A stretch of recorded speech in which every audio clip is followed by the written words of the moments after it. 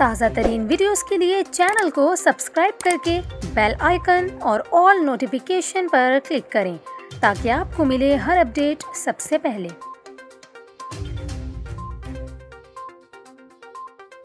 और यहाँ पर आपको कराची के हवाले से तशवीशनाक खबर दें। शहर कायद में डेंगू वायरस एक बार फिर सर उठाने लगा है। महकमा सेहत सिंध का ये कहना है कि 24 घंटों के दौरान कराची में डेंगू वायरस के 28 केसेस रिपोर्ट हुए, जिनमें सबसे ज़्यादा ज़िला शर्की मुतासिर हुआ। महकमा सेहत सिंध के मुताबिक 24 घंटों के दौरान ज़िला शर्की में डेंगू वायरस के 14 केसेस, ज़िला वस्ती में 6 और ज़िला जुनूबी में 5 केसेस रिपोर्ट हुए हैं। महकमा सेहत सिंध के मुताबिक कोरंगी, ज़िला गरबी और मलीर में डेंगू वायरस का एक केस रिपोर्ट हुआ है। इसके अलावा महकमा सेहत सिंध का मज़ीद ये कहना है कि रवां साल सिंध में 1463 डेंगू केसेस रिपोर्ट हुए, जिनमें से 1158 का ताल्लुक़ कराची से है।